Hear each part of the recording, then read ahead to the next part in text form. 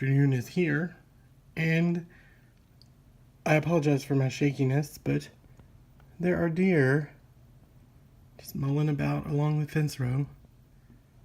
There's about 7 of them in total. There is another one right here, and there's another one somewhere over here, but I don't see him right offhand. So yeah, starting my day with a little deer-a-palooza going on.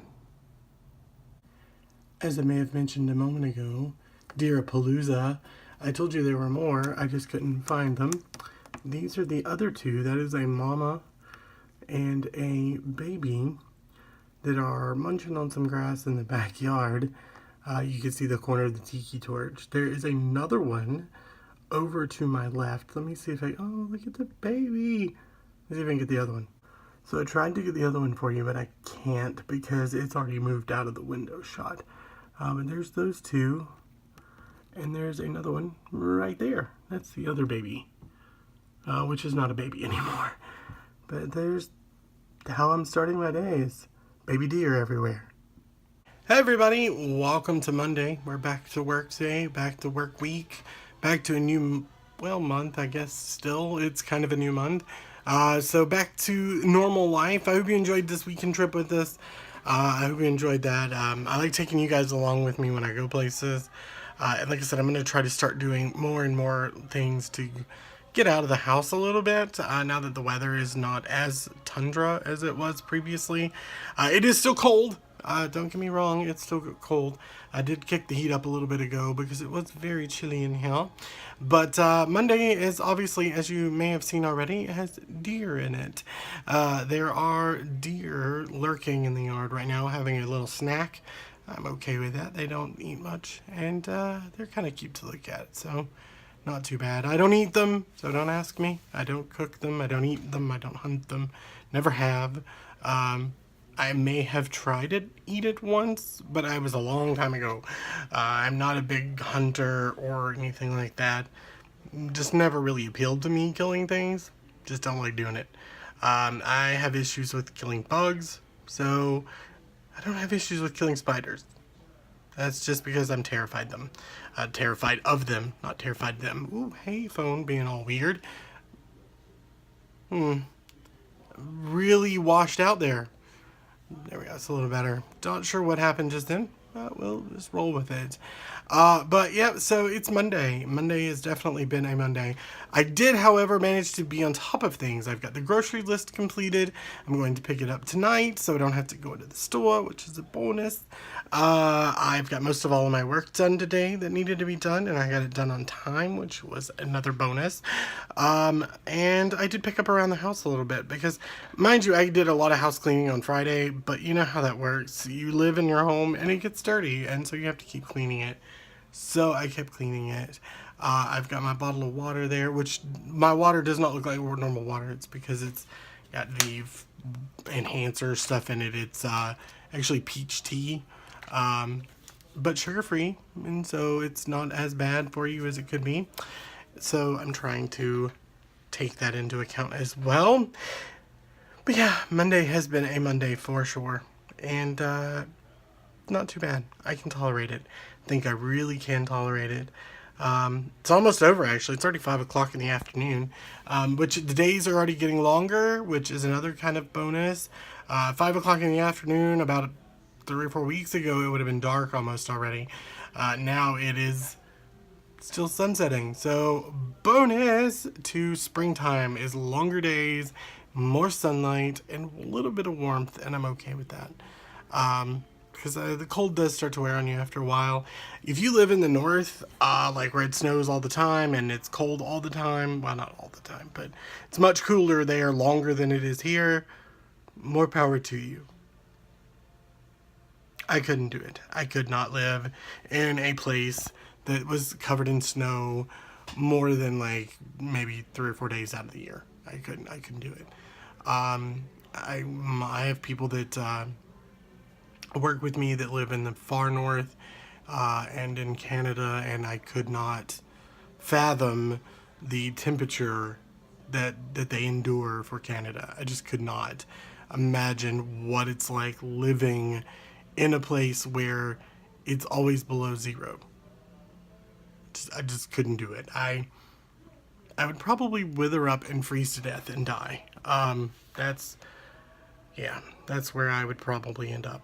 Probably under a blanket, froze to death, and it would not end well for me living in a very, very cold climate. On the flip side of that, living in an extremely hot climate probably would also not fare very well. As I was saying, I have what I feel like is middle ground temperature preferences. I don't like it when it's really, really cold, and I don't like it when it's really, really hot. I like a nice middle ground. That is why I like fall so much. Fall's probably absolutely my favorite season because it's cool enough at night that you can go sit around the fire in a little light jacket and be fine.